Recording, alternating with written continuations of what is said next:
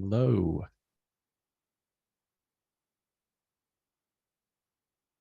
So I will just kick it off. I'm talking to you today from the lands of the Bunurong Bunurong people, who were historically dispossessed of this land but never ceded sovereignty. My respect to their elders, past and present. Thank you for having me. And traditional owners who are watching today, greetings to you. If this is your first panel today at the AI Machine Learning Media Advocacy Summit, welcome. If you've just watched many hours worth of it, welcome back. I wouldn't be surprised if we recover some of the points that have been made in other panels.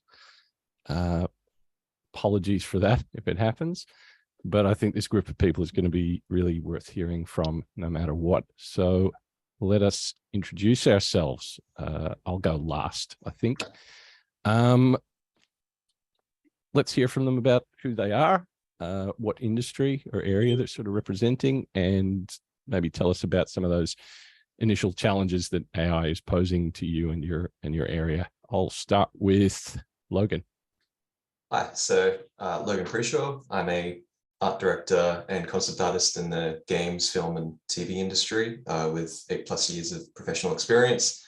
And the way that I relate to AI in my occupation and my exposure to it is the general effect that AI has on the art industry overall. I'm concerned about how it affects artists and artist ethics on a broad scale, and have talked in depth about it in the past. And yeah. Cool. Brian. Brian Yecies here, speaking from the car in Arizona. Thank you, David, for organizing this panel. I'm at the University of Wollongong normally, but now I'm in Arizona conducting research for a 3-year Australian-backed industry project that's looking at the ways in which creative industry practitioners and enterprises can use blockchain and NFTs to co-collaborate and to co-create. And it's an important project, not because I say so. We are partnering with some really important institutions, NAVA, National Association of Visual Arts, the Australian Copyright Council, the ACC, also the the Copyright Association, and Comics to Movies, which is a small startup looking at crypto comics, and ANAT, Australian Network for Art and Technology. So, and I can't forget CSIRO. So we're really trying hard to partner with people and institutions, creative practitioners who are directly affected by the topic we're talking about today, and also trying to do some modeling and hope to share more knowledge in that topic as not only today, but as we move forward. So thanks again, David, for this opportunity. No problem. And Chris. Hi, yeah, I'm Chris Chesher. I'm a senior lecturer in the discipline of media communications, but my speciality is digital cultures. I guess you could say that I'm interested in emergent media, but in a historical context. And in this case, I'm interested in the way that writing prompts or prompt engineering, or what I refer to as forms of invocation, are creative practices. And I'm writing a piece at the moment comparing what I call autolography, which is like the self-word writing or drawing, is a creative practice of sorts, and comparing it to photography, which was always a suspicious artistic practice because it involved technical apparatus designed by somebody else. It involved engaging with the visual world directly, sort of evidentially, indexically. And autolography, on the other hand, is also suspect for the reasons that have sort of been discussed in this event, because rather than capturing the visual world, it captures the visual archive of photography and art. And whereas the sort of question about photography is the ethics of capturing, like in street photography, capturing people's images. That's still an ethical question, even though we probably don't think of it so.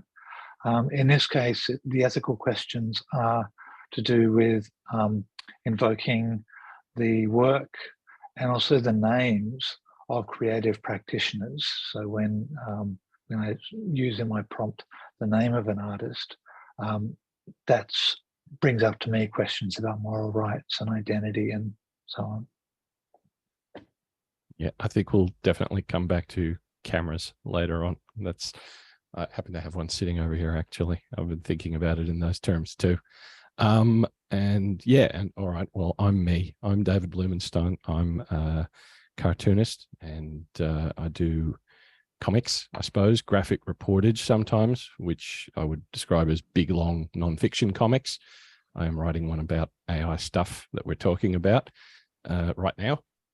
But I'm also a service designer. So I work in corporates and other organizations with human-centered design tools, meaning I spend a lot of time thinking about the services that they provide, and I try to map them often visually, and I try to think a lot about the ethics of them and whether the voice of the human is actually part of them. So this is all very, very interesting for me.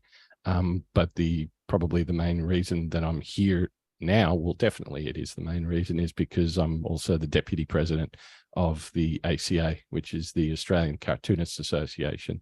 And that is an organization that has been around in some form since 1924. So it's the oldest cartooning organization in the world. And our members include people doing, editorial cartoons for newspapers, people doing commercial illustration for various things, people making kids' books, caricaturists doing live work, all the way through to more recently, probably maybe people more like myself who are, I'm from the animation industry originally, people who make comics and people who do graphic scribing, drawing visual notes. So all sorts of people who have a pen in their hand, basically. And AI is something that would pose an interesting challenge to our organization for obvious reasons, for the big reasons that we've already started talking about and it's, been discussed a lot at this conference so far. But also some really quite immediate ones, including, if we get people trying to join who are new members, do you let people in who are using AI to make things? If they're using AI completely, if they're using AI partially for their work, do you let them, put in an entry for our awards? How do you prove anything that they claim about their work? So it's all pretty interesting stuff.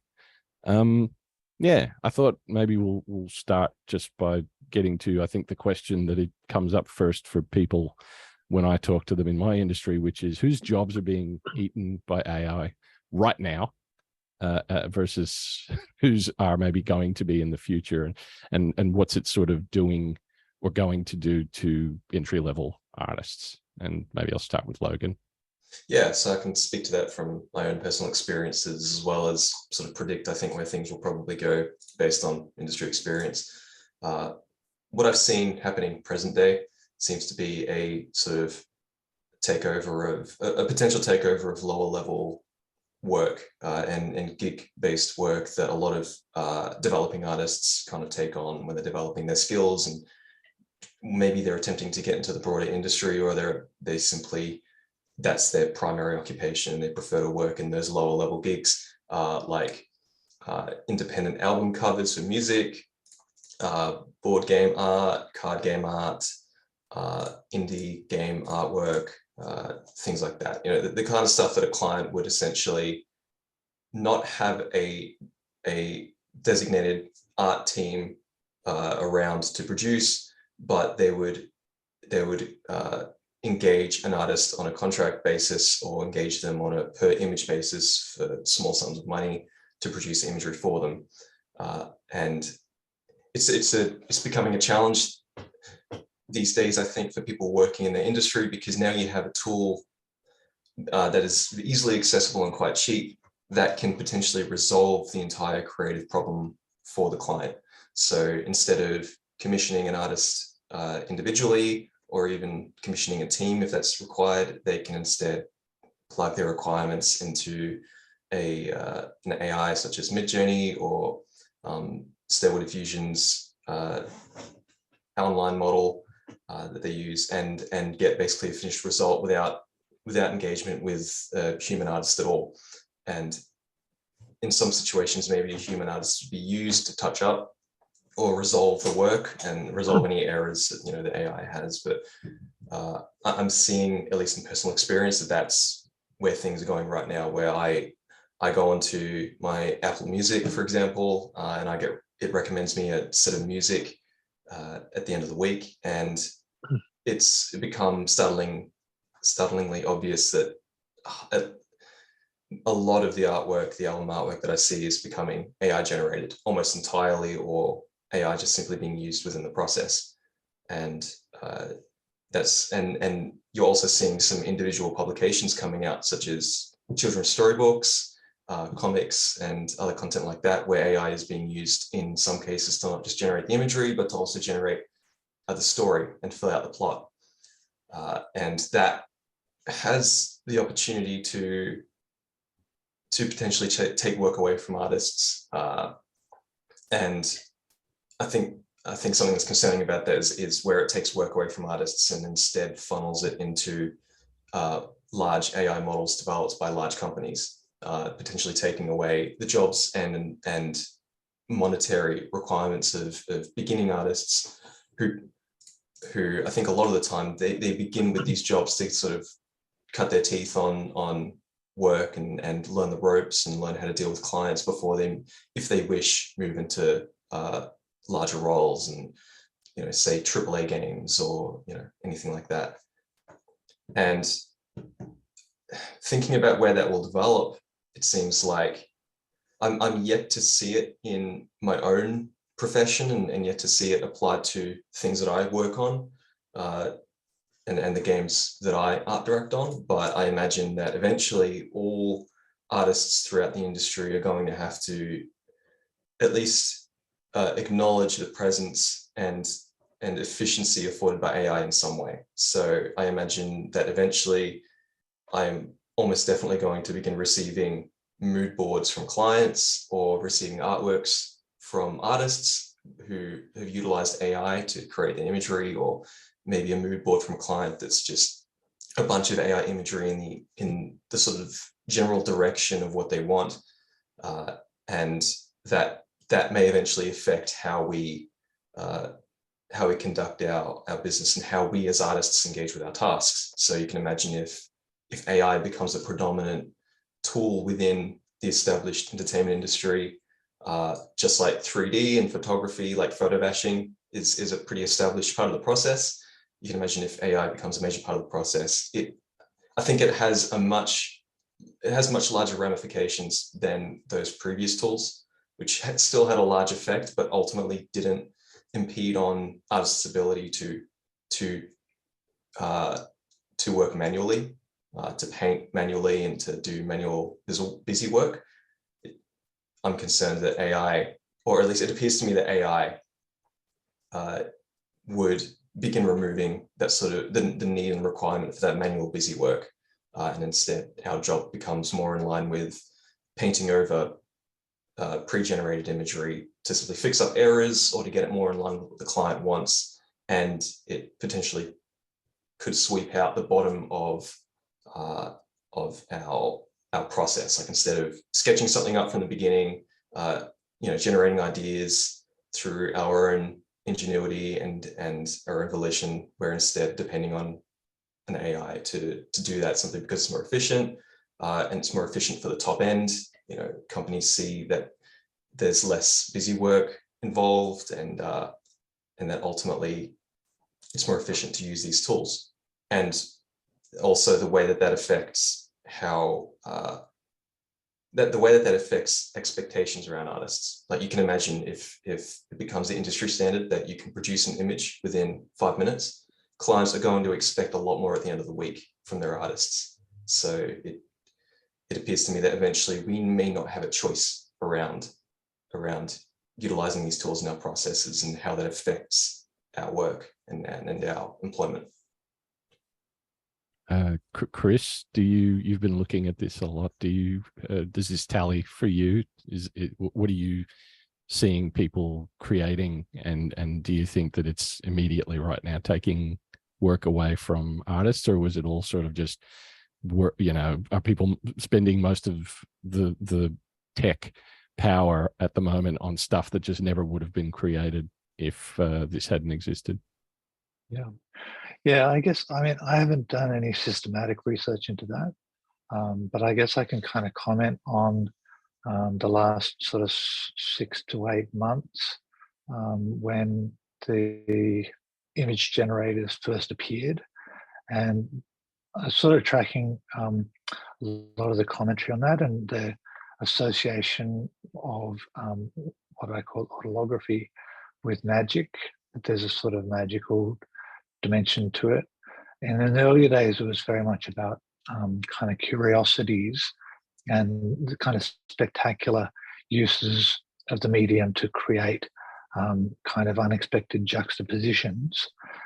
But I've been following Midjourney for some time, and it's clear that there's sort of a certain maturing or maybe immaturing of the type of art that's being created on those. So there's certainly, particularly Midjourney, there's the use of very long descriptions or prompts. And there's also the tendency for Midjourney itself to be designed in the image that of the people that they perceive that are creating them. And so one of the most common types of prompts that you see is people who want to create images of attractive women. And so they put in words like stunning or breathtaking. That's the one. Yeah, breathtaking. I like that. Yeah. And so certainly there's a kind of reversion to cliches and sort of heteronormativity, and to a large extent, I guess by the very nature of the medium, it is about producing images that kind of average out, or like kind of normative construct, because those are the things that are most heavily represented in the data set. So in terms of my own experience, I used Midjourney to create images for my unit of study. I'm designing a new unit of study called Elements of Digital Cultures. And in that, each week deals with something like text, image, sound, AI platforms. And so in each case, I created an image for each week using Midjourney. I would not have used an artist beforehand. I would have either created something, tried to find a copyright-free image. And so for in that case, I guess I wouldn't say that. And also, I'm just trying to work out the artwork for a book cover, and I generated some images and sent them off to the publisher, and with this sort of caveat that to say, that I know that the artists who are going to create the cover might feel uncomfortable or might have opinions about using image generators, and I haven't heard back from them yet. But I guess that's a question about what is the reaction of the creative sector to this technology. It's also hearing back from the lawyers, probably. Yeah. About whether you could use such a thing. Yeah. Hey, Brian, could we maybe just, in case there are people in this audience who are not local, could we talk a little bit about like the local entertainment industry, the media industry in Australia, and how it's maybe different, you know, from say the States where you are now. They're the sort of home of all the world's culture in a large way. And what's the difference for them being hit by AI as opposed to Australia being hit by AI, our industry?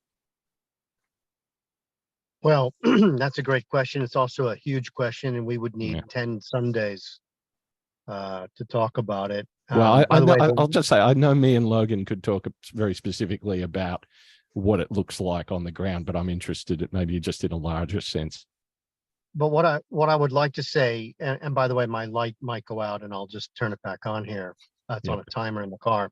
One of the things I can say about that is that we often don't appreciate or don't see the internal fighting and the internal conflicts in the industry inside, for example, Universal Pictures, you know, where you've got theatrical, you've got a very old and traditional theatrical department, bricks and mortar, and you've got the new kids on the block, for a lack of a better phrase, who are in charge of ushering in the digital era. And so I think, I don't have any empirical evidence about this, but through years of industry contact, I think we should acknowledge that inner conflict of corporates and enterprise that we don't see, and they're struggling to make sense of this, and it's often internally conflicting for them. Obviously, this is a huge issue for the copyright agency, whose job it is to support Australian practitioners. And it's also the Australian Copyright Council, who has members, affiliates, more the Netflix and industry types. But I mean, I can't begin to tell you the difference between the landscapes of these two large industries. I can just tell you that everyone's struggling with these issues. They are the topic is such a hot topic in terms of it's happening now. It's only been happening, like Chris said, like Logan probably also said, for 6 to 8 months. So it's too early to tell. But what I am hearing since I've come to the US this trip is that, and this is pretty obvious, but AI is not going to replace, and this will be great for Logan to respond to. AI is not going to replace everyone, but content creators and artists and designers that work with AI will replace those who don't. So I'd like to throw that out for debate and discussion as my final comment. Yeah, I can mostly agree with that. In the idea of, depending on the way that the landscape develops, people they may not have a choice but to adapt to the presence of these tools and the way they're utilized in the industry and the way that they're utilized in terms of just creating raw content and creating just a raw presence of content. Like it's so easy to just push out imagery and that you can present to a client, that you can post up to your Twitter, that you can send out to your audience and sell on Patreon. The expectations around how much we can produce individually as artists, depending on the landscape, probably going to change to adapt to the efficiency that AI allows. And a lot of that efficiency is, and I'm sure we'll get into the ethical issues of this later on, but a lot of that efficiency is afforded by the use of copyright works. And even in some cases, the whole existence of these systems is allowed by the use of copyright works, and their efficiency would be probably exponentially reduced given that they work solely with something like open domain content. Like without that copyright work, I think that it has the potential to greatly reduce the efficacy of these models. But that's kind of the universe we're living in. Maybe that landscape will change in the future, but considering that, okay, this is where we are and it's going to use copyright work moving to the future and maybe we as artists can't do anything about it, yeah, I would agree that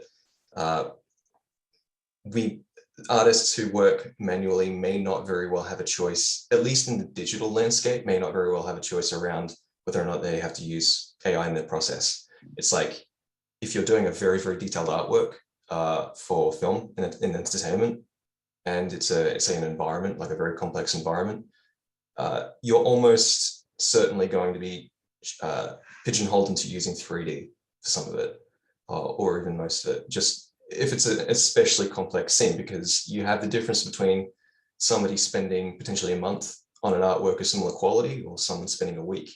And I think we all know which one the client's going to settle on and how much money they're going to want to spend between those two. So I think that artists, there is the potential beyond the digital industry that the audiences and clients may start valuing the human element of art beyond utilization of AI. So there's a large argument going on online at the moment between artists and consumers around the idea of AI being quote unquote soulless, or not using human ingenuity to produce its results and just exploiting human ingenuity to create a mimic of what is human manual art process. And there's a lot of audience members, I think, there's going to be a lot of people that don't care. It's just pretty art. They don't really care about how it's made, but I think there's going to be quite a large audience that does care. And they relate to art in the way of someone is exercising their masterful fundamental skills to produce an image. And there may be an audience that derives from that allows artists to take advantage of, where maybe not in the industry, but if you're an individual artist working in, say, traditional media, there may be an audience explicitly built around something that is quote unquote handmade. And we already have those audiences in current environments, like music. Like if you get a hand-built guitar from Fender, American Fender, they use machine in their process, but a lot of it's handmade as well, versus a Chinese brand that machines the majority of their instrument. It's perceived as having more value and people prefer it, and they perceive more quality in the result. Even if it's not true, they perceive quality in that result. And at the absolute least, they can relate to the idea of, wow, somebody used their expertise and their hands and their skills to put the strings on this guitar and to inlay the frets and all these kinds of things. And we see that along the entire consumer market, from fashion to instruments to something as simple as tools, like an axe, like a handmade axe versus a machined one. It's like we attribute value to things that are handmade and human made. I think, and I'm not certain about this, but I think almost it's like a base human element. But how true that is, I think is yet to be seen. Maybe people just don't really care, and they'll be totally cool with AI, all work involving AI in some way, and there could be the reality of AI taking over the traditional aspect of things as well. Like a machine that can paint onto a canvas, and what ramifications is that going to have on that figurative future. So I guess in summary, yeah, I agree that at least on the digital frontier and digital artists working in the industry, we're probably going to have to face the idea that given the current landscape, without any changes, people would have to adapt to it. I think this is the live caricaturists' time. I think they've finally come into their own and are about to become kings of industry for having the skills built up to actually draw pictures of things in front of people where they can see it happening. I want to talk about the idea of what is excuse me, pissing a lot of artists off, and there's a couple of ways that artists end up being in their minds are ripped off by AI, and one is the invocation of their names as people ask for things from the AI versus when their material has been scraped off the internet and incorporated into a data set at the beginning. I'm just wondering if anyone can tell me, because this is what I've been trying to figure out. Am I right about how art got into these corporate AIs. My feeling from what I've been reading and what I've been hearing is that essentially they were academic projects that put together all of these things and are just picked up by, you know, corporate for-profit enterprises that are now using them. Is that largely how it's happened?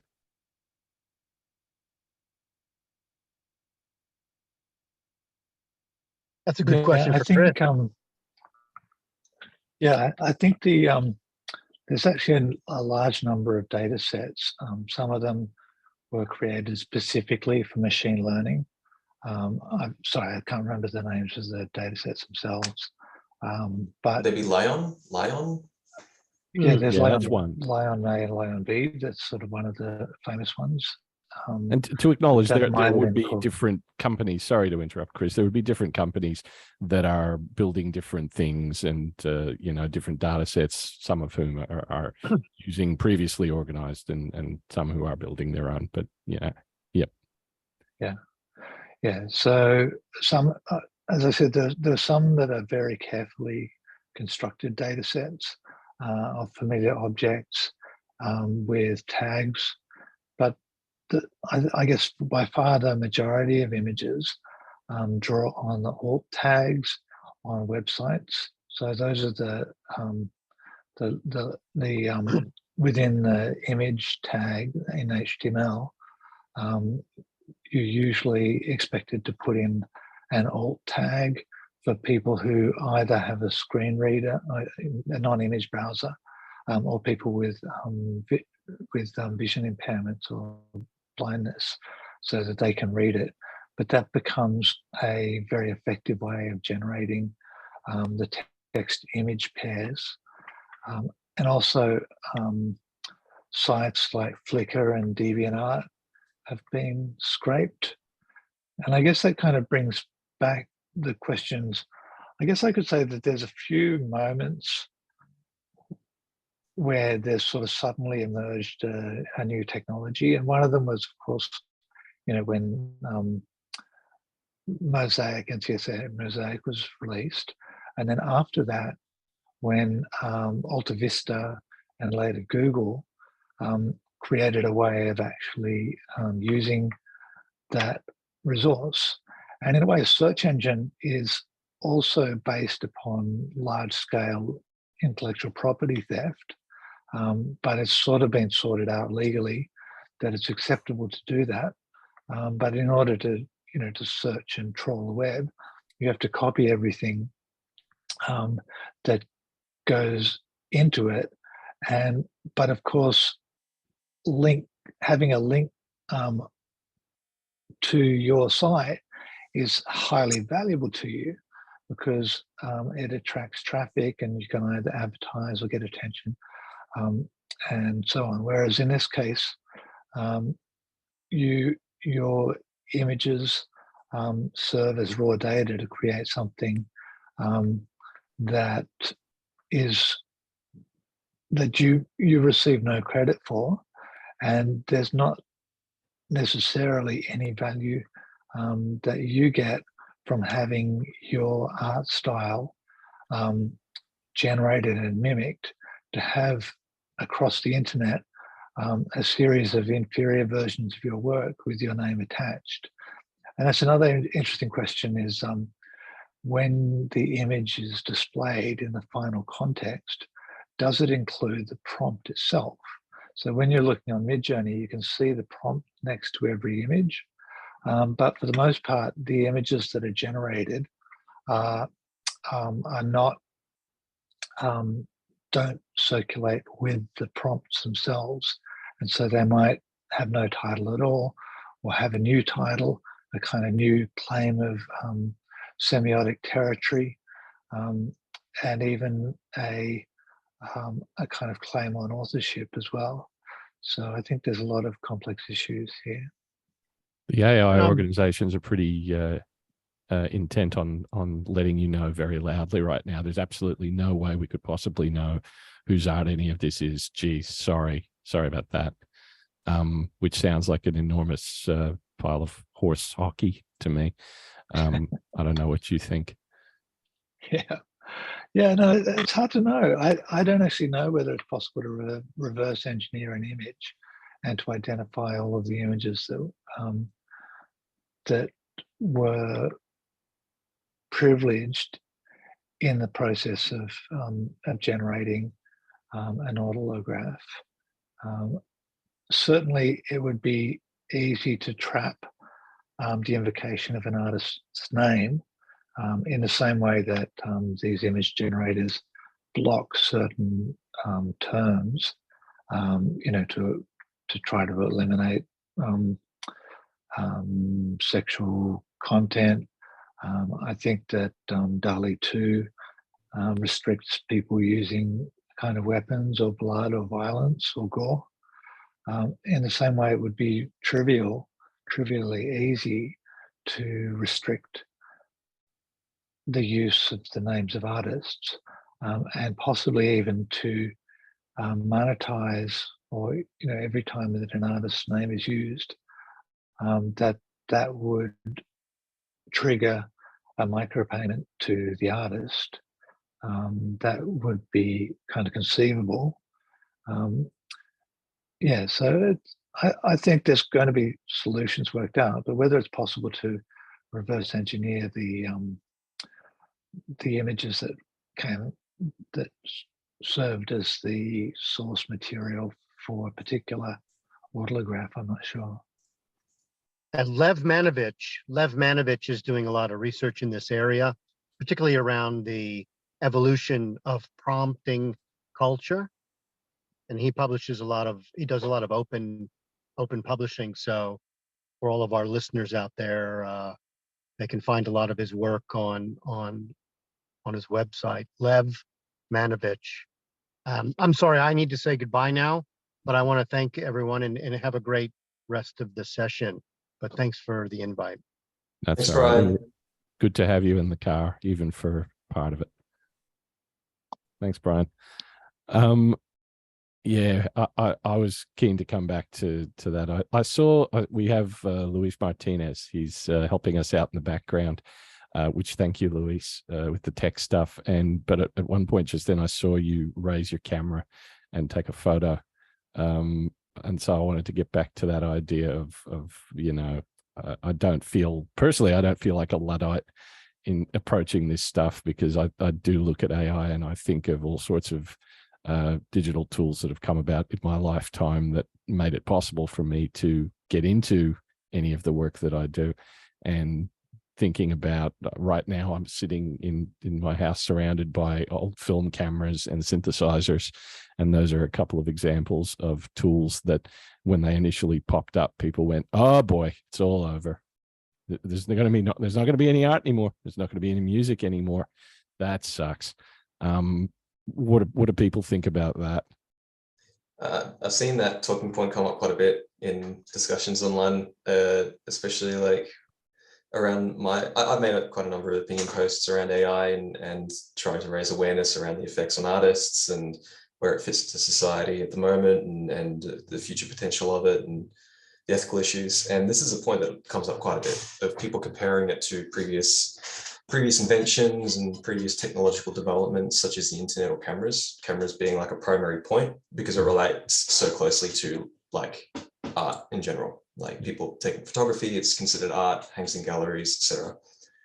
I think the ultimate sort of answer to that is really that this is a considerably different technology with considerably different ramifications that is created considerably differently to the way that camera was invented.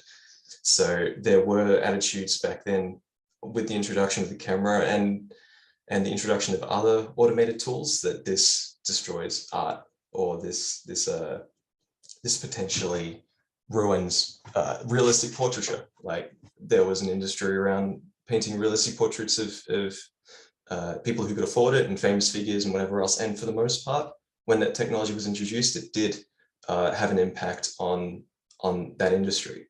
And that's something that I think is coming back with a bit of novelty in recent decades. But at the time, there was less of a need for realism and representation. And so art evolved into other styles such as Impressionism and modernism and abstract, et cetera, et cetera. And we started exploring different avenues because actual representational imagery was resolved by the camera. And AI aligns with that a little bit in the way that AI is resolving fictional imagery. Now it's acting kind of like a search engine for things that don't exist. And that presents an alarming challenge to artists who produce fictional imagery and profess in producing fictional imagery in a very similar way to the way that people were affected by the camera who produce representational realistic imagery. The trouble with it is that, as I mentioned, they have very different implications socially and very different implications from a market standpoint around where the money for these tools kind of flows into, and around our own expectations towards art. Like, we have developed a appreciation, as I mentioned before, around the exercising of skill in the creation of imagery. So like, even if you have realistic representational imagery today, you can appreciate that even though it looks almost photographic, an artist was involved in the process. It's like you take a photograph of a scene and then you have a painting of the scene, and they could look pretty much identical, but one has paint strokes laid down by a person and one's a photo. And people will naturally associate more value with the painting because there was some sort of human element. There was much more of human involvement and effort exercised in the creation of this item versus the creation of this item as somebody pointed at something and took a shot. And I don't think either are any less in terms of artistic value, but in terms of physical and materialistic value, we tend to attribute value to the thing that's been produced handmade. But beyond that, there are just too many differences in the way that something like AI is developed versus something like camera. Like, the camera was an invention based on engineering and technological ingenuity, and AI is similar in some ways, but the issue that a lot of people have is that it's come around by utilizing the ingenuity of people that were never asked. They never gave permission to their work to be utilized in this way.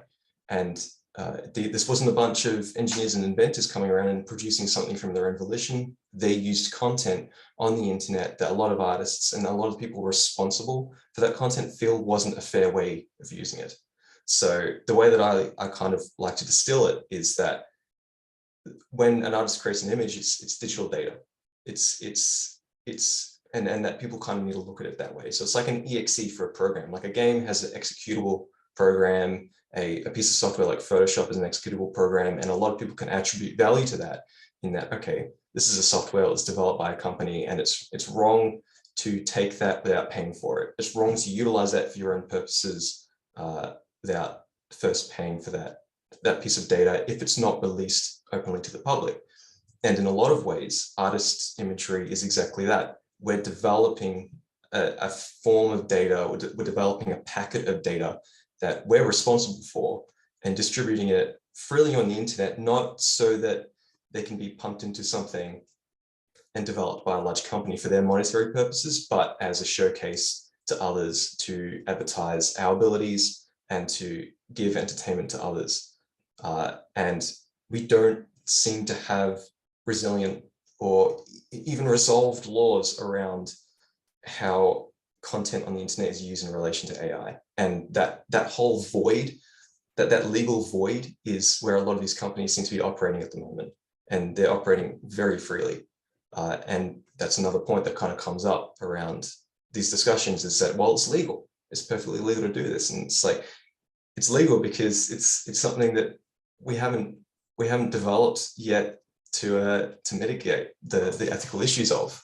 So like an example of that would be around advertising online and tracking users. So like, Facebook started using user data for advertising in 2007, and we only had laws implemented in the EU to acknowledge that as unethical behavior, like to acknowledge where unethical uses of user data were for advertising in 2016. Until then, we just had a complete void of legal recourse. We couldn't essentially act against any what would be considered unethical use of user data. So we're experiencing a similar void in legal recourse right now, considering AI. And when it came to the camera, we didn't have those, I don't think we had we didn't have those complications around the camera being invented as something that was considerably unethical. But I think that the introduction of the camera could have been treated more ethically. So you can imagine at the time of its introduction, not a lot of people were probably very worried about how it affected artists, but it did affect people and it affected livelihoods. I'm not 100% sure on the degree that was, and I think that AI's influence may actually wind up having a larger degree of influence, but at least some people's livelihoods were harmed by introduction of this technology. And that's not a good reason to not introduce the technology, but it is something where we would hopefully introduce these technologies in a way that works for everybody. Like, instead of ripping work away from large swaths of the artistic population, introducing it in a more responsible way and potentially in a slower way, so that people can, at the absolute least, adapt to the presence of such technology. And I think the problem is that we see technology as something that has to just happen to us. Like, it's just something that's constantly pressed on us and we can't do anything about it. You just got to adapt. It's just, technology is just happening. It's like, no, it happens within our social guidelines and ethics. We have the ability to regulate technology, and we should be exercising that ability and not viewing technology as something that's just pushed on us and we can't do anything about it.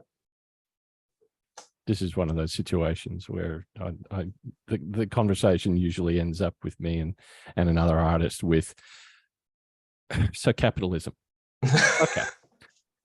Having said that, yeah, what you were saying about the sudden introduction of it, and that's one of those big differences, I think, between AI and how it's sort of been. I realize that hasn't just popped up suddenly. It's people have been working on it for a long time.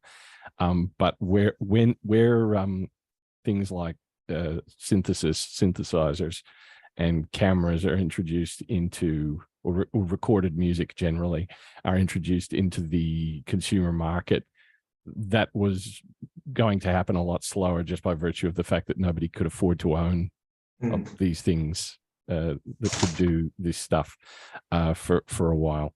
But I think the capitalism thing is also fairly relevant. What do you think, Chris?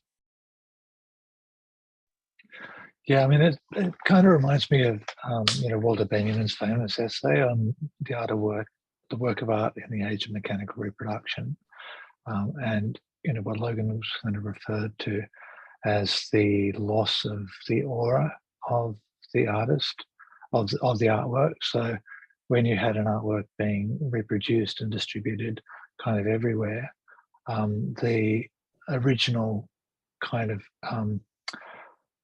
the copies lost the aura of the original, that sort of sense of a particular place and location. And there's that sort of similar question about whether you lose the aura of the human hand in the art practice. And I guess that's a question for autolography as well. I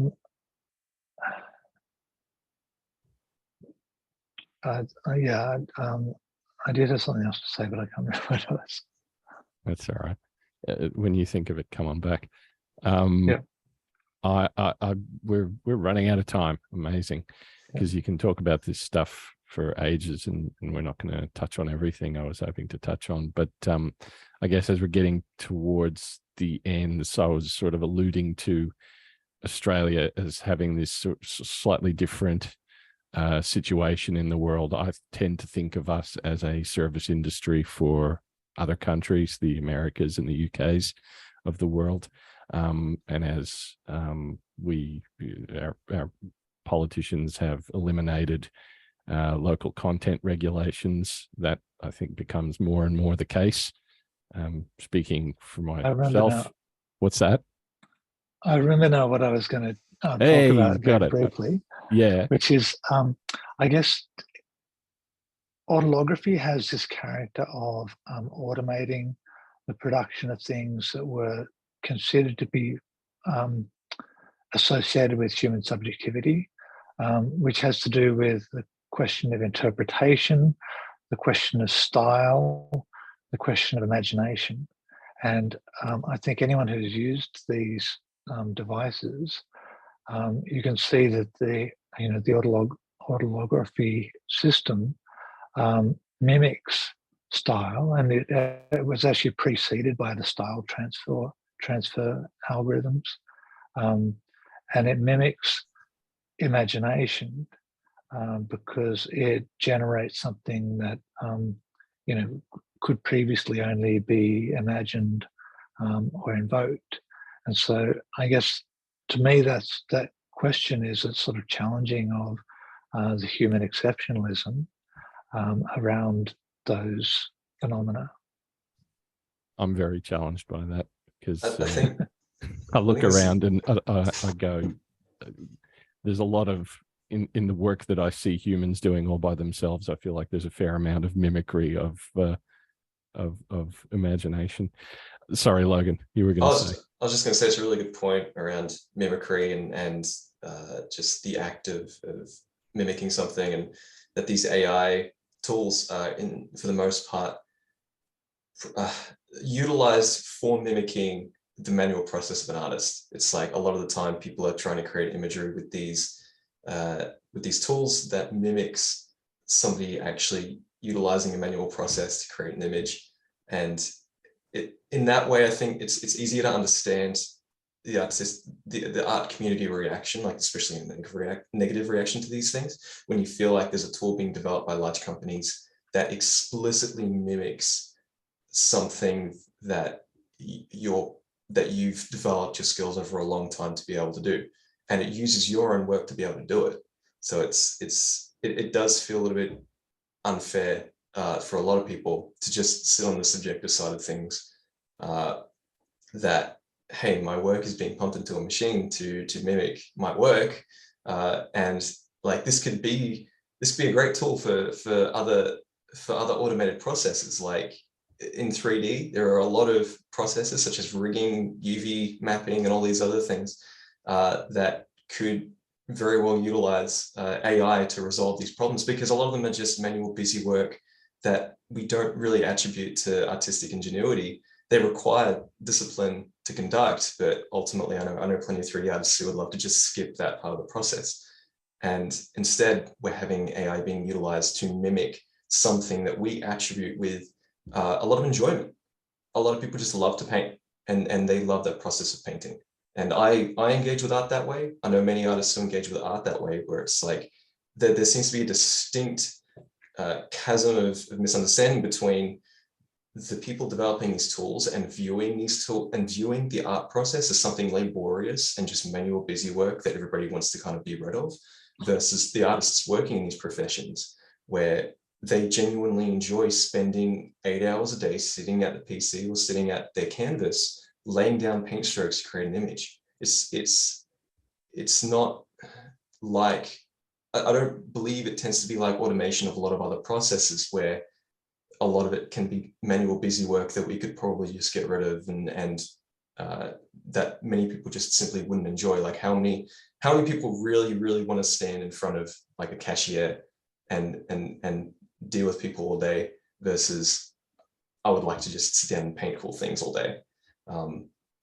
And I mean, that's easy. That's an easy perspective for me to take, because I'm an artist. I love doing that thing. Maybe there are people out there that love that human interaction of being being a cashier and working retail. But I mean, I think that there are other better examples of things that could be harmlessly, not harmlessly, but they could be automated,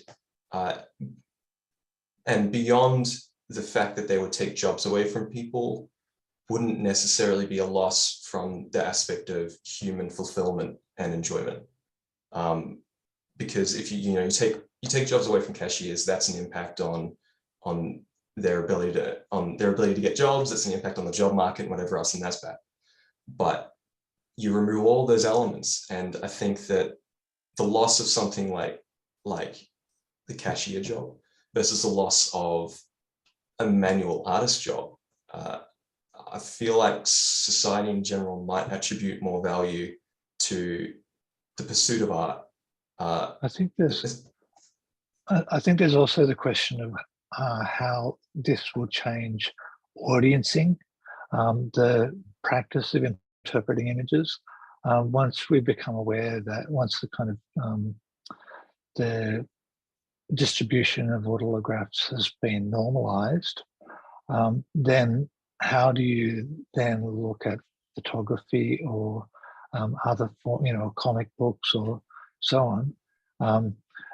Is this, I don't know, cheapening, or is it transforming the way the valuing of certain types of image making? And it could be that it is that it actually does enhance the value of kind of human image makers.